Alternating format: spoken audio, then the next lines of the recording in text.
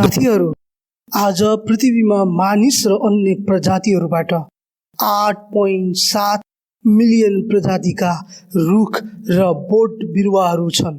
तर यदि हामी तपाईलाई भन्दछौँ कि लगभग 5 अरब वर्ष पहिला एक समय थियो जब यो पृथ्वी बिस्तारै बनिरहेको थियो र तपाईँ जहाँ अहिले हुनुहुन्छ यो भिडियो हेर्दै हुनुहुन्छ, यो करोडौं वर्ष पहिले 8000 डिग्रीको तापक्रममा उम्लिरहेको थियो र एक समय यस्तो आयो जब पृथ्वी लाखौं वर्षसम्म हिउँको सेतो च्यादरले ढाकिएको थियो।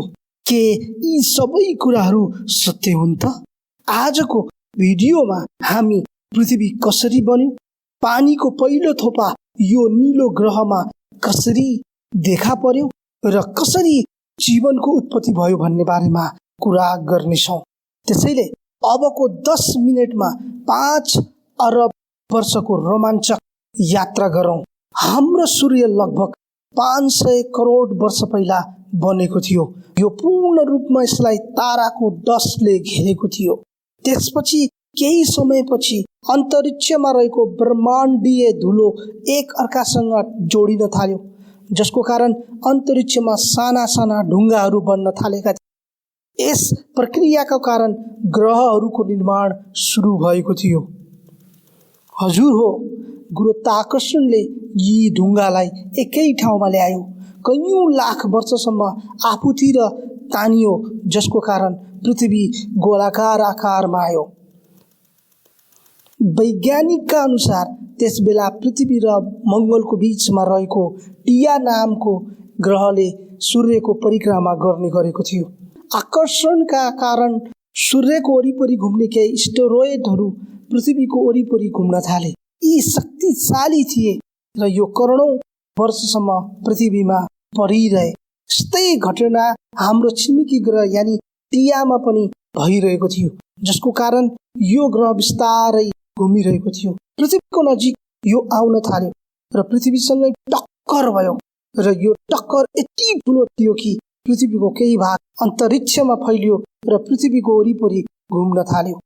यी घुम्ने कणहरू एक अर्कासँग ठोकिए, टक्कर र फ्युजन हुन थाल्यो, जसको कारणले हाम्रो चन्द्रमा बनेको थियो। मित्रहरू, चन्द्रमा पृथ्वीबाट धेरै टाढा भए पनि यसको निर्माणको प्रारम्भिक चरणमा चन्द्रमा पृथ्वीको धेरै नजिक हुने गर्दथ्यो, तर समयसँगै यो दूरी बढ्दै गयो। यसका कारण चन्द्रमाले पनि गोलाकार आकार लिएको थियो। त्यसैगरी करिब 600 मिलियन वर्ष बितिसक्यो, तर यो टक्करको प्रक्रिया समाप्त भएको थिएन।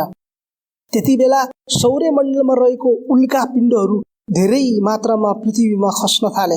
यी उल्का पिण्डले आफूसँग नुन, खनिज र बरफको रूपमा पृथ्वीमा पानी ल्याए र करोडौं वर्षसम्म यी उल्का पिण्डहरूको वर्षाले पृथ्वीको सतहमा ठूलो मात्रामा पानी जम्मा भयो। यसरी मित्रहरू, पृथ्वीमा पहिलो थोपा पानी ल्याउने उल्का पिण्ड नै थियो। यो पानीले पृथ्वीको सतहको तापक्रम झण्डै 70 डिग्रीले घटाइदियो, तर पनि पृथ्वीको तापक्रम अझै पनि चिसो भएन, जसको कारण कुनै जीवित प्राणी यहाँ बाँच्न सक्दैनथ्यो। यो पानीले बिस्तारै चिसो हुँदै गइरहेको छ। तपाईँ यो थाहा पाउँदा छक्क पर्नुहुनेछ, जुन आज हामीले प्रयोग गर्ने पानी लाखौं वर्ष पुरानो हो, जो उल्का पिण्डबाट मिलेको हो।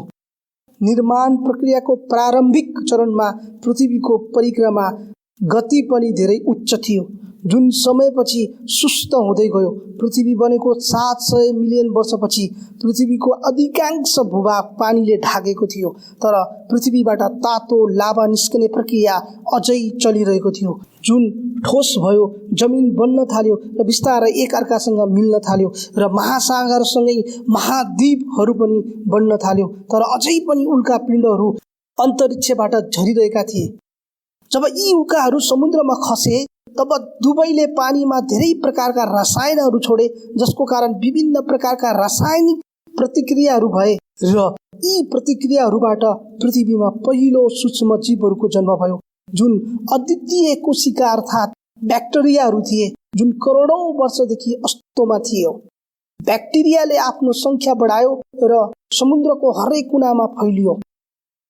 सूर्यको किरण पृथ्वीमा परेपछि समुद्रको पानीले यस्तो गर्यो र भित्र बस्ने सूक्ष्म जीवहरूले पानीमा रहेको कार्बन डाइअक्साइडलाई अक्सिजन र ग्लुकोजमा परिणत गरे, जसले गर्दा यसको मात्रा घट्यो। पानीको समुद्र अक्सिजनले भरियो र धेरै प्रकारका सूक्ष्म जीवहरूको जन्म भयो। केही समयपछि पानीमा रहेको अक्सिजन माथि उठेर वायुमण्डल बन्न थाल्यो। त्यसैगरी 2 मिलियन वर्ष बितिसकेको थियो र पृथ्वीमा अक्सिजनको मात्रा निकै बढेको थियो। अर्कोतर्फ हाम्रो पृथ्वीको परिक्रमाको गति पनि घटेको थियो।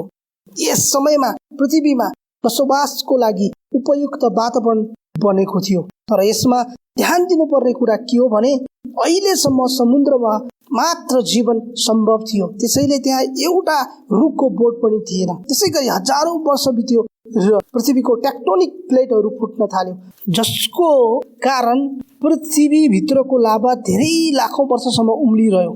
पृथ्वीको वायुमण्डलमा कार्बन डाइअक्साइडको मात्रा यति बढ्यो कि पृथ्वीमा एसिड वर्षा हुन थाल्यो, जसको कारण पृथ्वीको तापक्रम यति घटायो कि पृथ्वीको सतहमा पानी पर्न थाल्यो, हिउँमा परिणत भयो र पुरै पृथ्वी हिउँले ढाकेको थियो। यस समयमा पृथ्वी सेतो देखिन थाल्यो। यो सेतो तहको कारण पृथ्वीले सूर्यको किरणहरू अवशोषित गर्न सकेन र अन्तरिक्षमा फर्कन थाल्यो। यो धेरै वर्षको लागि भयो। तर भनिन्छ नि, कुनै पनि चिज स्थायी हुँदैन। यो हिउँको सतहमा पनि यस्तै भएको थियो। वास्तवमा पृथ्वीभित्रको ताप ज्वालामुखी विस्फोटको रूपमा शक्तिमा बाहिर निस्किन थाल्यो। ज्वालामुखीको तापले यो ज्वालामुखीको रूपमा बदलियो। हिउँको बीचमा गहिराईमा बाँकी रहेका सूक्ष्म जीवहरूले अक्सिजन प्रयोग गरेर आफ्नो शरीरलाई ठुलो बनाउन सिकेका थिए। तिनीहरूको विकास सुरु भएको थियो, जबकि साना सामुद्रिक बिरुवाहरू पानीमा बाहिर आउन थालेका थिए। ज्वालामुखी विस्फोटका कारण कार्बन डाइअक्साइडले फेरि वायुमण्डलमा आफ्नो स्थान बनाएको थियो। जीवहरू बनेको कारण सूर्यको किरण र बरफमा रासायनिक प्रतिक्रिया भयो, जसको कारण वायुमण्डलमा अक्सिजनको मात्रा पनि बढ्यो। यो ज्वालामुखी विस्फोट हजारौं वर्षसम्म यसरी नै चलिरह्यो। तर अक्सिजन बढेपछि एसिड वर्षा कम हुन थाल्यो र पृथ्वीको तापक्रम पनि सुधार हुन थाल्यो। यस प्रक्रियामा गहिराईमा बस्ने जीवहरू, समुद्रको विकास हुन थाल्यो। किराहरू र कंगालका जीवहरू जन्मिए। जीवसँगै ठुला ठुला बोट बिरुवाहरू पनि समुद्रमा उम्रन थाले र यसरी समुद्रभित्र करिब 10,000 प्रजातिका जीवहरू बस्न थाले। तर जमिन अझै सुक्खा थियो, जसको सबैभन्दा ठुलो कारण सूर्यको किरण थियो। विकिरण हुन्थ्यो, तर वायुमण्डलमा रहेको पानी र अक्सिजनको विकिरणसँग प्रतिक्रिया दिँदा ओजोन ग्यास बन्यो, जसले पृथ्वीलाई क्रमशः चारैतिरबाट ढाक्यो।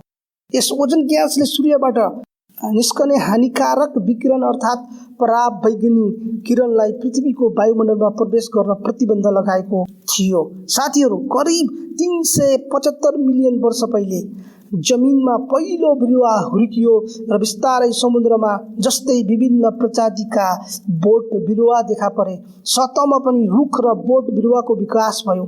यसैगरी समुद्रमा माछा र अन्य जलीय जीवको पनि विकास भएको थियो। तपाईँ यो थाहा पाउँदा छक्क पर्नुहुनेछ, जलचरका खुट्टाहरू क्रमशः विकसित हुँदै गएका थिए र तिनीहरूले सबैभन्दा पहिले जमिनमा पाइला राखे र यहाँ घर बनाएर बस्न थाले।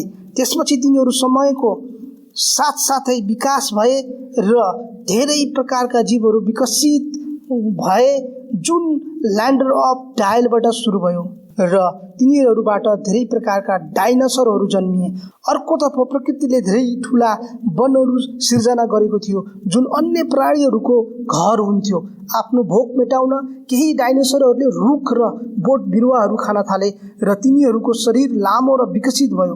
अर्कोतर्फ जुन डाइनोसरहरूले शिकार गर्न थाले, तिनीहरूको शरीर सानो र फुर्तिलो भयो र तिनीहरूको बुद्धिमत्ताले डाइनोसरहरू पृथ्वीभरि फैलिए अनि शासन गर्न थाले। यी बाहेक अन्य वन्यजन्तु पनि विकासको यो प्रक्रियामा अगाडि बढिरहेको थियो।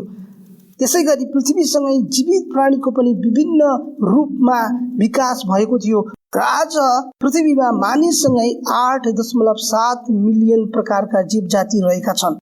यो विकासको प्रक्रिया आज पनि चलिरहेको छ र अझै पनि चलिरहने छ। मित्रहरू, पृथ्वीको सृष्टिदेखि पृथ्वीमा जीवनको सुरुवातसम्म 5 करोड वर्षको यो यात्रा तपाईलाई कस्तो लाग्यो कमेन्ट गरेर बताउनुहोला र भिडियो मन परे लाइक शेयर गर्नुहोला। साथै यस्तै रोचक भिडियोहरू हेर्नको लागि कृपया हाम्रो च्यानललाई सब्स्क्राइब गरेर नोटिफिकेसन बेलमा पनि थिच्नुहोला। भिडियो हेरिदिनु भएकोमा धेरै धेरै धन्यवाद।